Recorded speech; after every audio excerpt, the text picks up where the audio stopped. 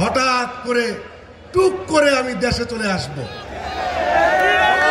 আমরাও বলতে চাই, ফ্যাসিস্ট শেখ হাসিনা, আপনি যদি বাংলাদেশে চলে আসেন, আপনাকে আমরা ধপ করে ধরে জেলের ভিতর ঢুকিয়ে দেব। এক সম্ভাবনাময় রাজনৈতিক নেতার নাম মঞ্জুর এলাহী। নরসিংদীর হাটে মাঠে ঘাটে সবখানে পাওয়া যায় তাকে। আওয়ামী লীগ আমলে বিপুল ভোটে নরসিংদী সদর থেকে তিনি দুইবার উপজেলার চেয়ারম্যান নির্বাচিত হন।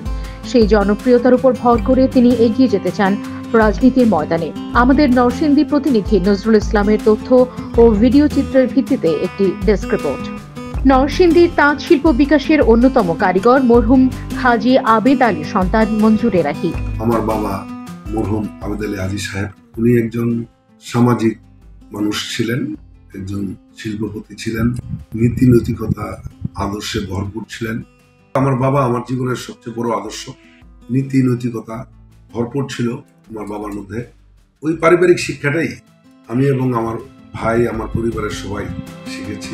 1969 সালে নরসিংদী জেলার শিবপুর উপজেলার শেরপুর গ্রামে জন্মগ্রহণ করেন তিনি। শিবপুর থানা, শেরপুর গ্রাম। 1969 সালে আমার জন্ম হয়েছে। সদর উপজেলায় বসবাস করি। মঞ্জুর এলাহী শিক্ষা জীবন রাজধানীর ঢাকায় শুরু হলেও শেষ হয় নরসিংদী সরকারি কলেজে। স্কুল জীবনটা ছিল ঢাকায়, গুলশান কিন্ডারগার্টেন এবং পরবর্তীতে Tejgaon polytechnic government high school. Matric pass করার পরে আমি 87 সালে নরসিংদী বিশ্ববিদ্যালয় কলেজে এসে ইন্টারমিডিয়েটে ভর্তি হই। ডিগ্রি পাস করি আমি 92-তে। 1988 সালে বাবার মৃত্যুর পরই পরিবার ও ব্যবসার হাল ধরেন তিনি। আমি পরিবারের বড় সন্তান হিসাবে পরিবারের সমস্ত দায়িত্ব যখন আমার উপরে এসে পড়ে, আমি এটা নিয়ে অনেক স্ট্রাগল করেছি। 2002 সালে লুনা মাহমুদকে বিয়ে করেন এই রাজনীতিক। এই দম্পতির 2 ছেলে ও 2 মেয়ে রয়েছে। 2002 সালে আমি বিবাহ বন্ধনে আবদ্ধ হই। আমার সহধর্মিণী লুনা মাহমুদ, ও ঢাকা বিশ্ববিদ্যালয় থেকে আইআরএ অনার্স মাস্টার্স করা। 2002 সালে আব্দুল মান্নান ভূঁইয়ার হাত ধরে বিএনপিতে যোগদান করেন তিনি। 2002 সালেই জাতীয়তাবাদী দলের তৎকালীন মহাসচিব জনাব আব্দুল মান্নান ভূঁইয়া সাহেব, উনি আমার বাবার সাথে ভালো বন্ধুত্ব ছিল।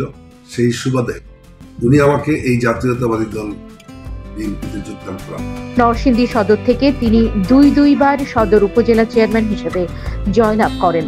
2009 সালে আমি বিএনপির মনোনয়ন নিয়ে নরসিংদী সদর উপজেলা থেকে উপজেলা চেয়ারম্যান নির্বাচিত হই। দ্বিতীয়বার 2014 সালে এই আওয়ামী লীগ সরকারের আমলেই আবার নির্বাচিত। ফ্যাসিবাদী শাসনামলে তিনি ছিলেন বিএনপির নেতা কর্মীদের আশ্রয় ও ভরসার স্থল। আমি বিশ্বাস করি, আমি মনে করি নরসিংদী জেলা বিএনপির ঘাঁটি, এবং এত বড় একটা জেলা, জাতীয়তাবাদী দলের পতাকা তোলে সমস্ত নেতাকর্মীরা ঐক্যবদ্ধ।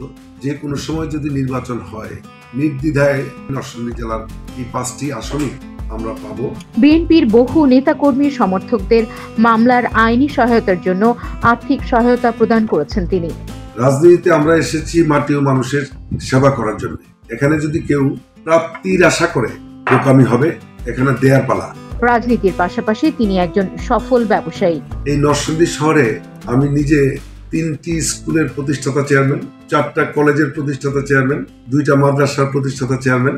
এগুলি সামাজিক প্রতিষ্ঠান, এগুলির মাধ্যমে মানুষের জন্য কিছু করার সুযোগ থাকে। আমি সেটা করে যাচ্ছি এবং করে যাব। 2018 সালের দ্বাদশ সংসদ নির্বাচনে বিএনপি তাকে নরসিংদীর 3 আসন শিবপুরে মনোনয়ন দেয়। জাতীয়তাবাদী দলের ভারপ্রাপ্ত চেয়ারম্যান জনাব আমার শ্রদ্ধেয় নেতা জনাব তারেক রহমান সাহেব আমাকে নরসিংদী 3 শিবপুর আসন থেকে ধানের শীষের প্রতীক দেন। আমি জাতীয় সংসদ নির্বাচনে অংশগ্রহণ করি। আওয়ামী সরকারের বিরুদ্ধে আন্দোলনের নেতৃত্ব দেওয়ার কারণে তাকে 13টি মামলার আসামি হতে হয়। একবার গ্রেফতার হয়ে 3 মাসের মতো কারাবন্দীও ছিলেন এই নেতা। আন্দোলন সংগ্রামের সক্রিয় মাঠে ছিলাম বলেই আমার বিরুদ্ধে কিন্তু 13টি মামলা, 3 মাস আমাকে জেল খাটতে হয়েছে। ভবিষ্যতে জনপ্রতিনিধি হলে নরসিংদীকে শিক্ষার নগরী হিসেবে গড়ে তোলার পাশাপাশি কৃষিতে অবদান রাখতে চান এই নেতা।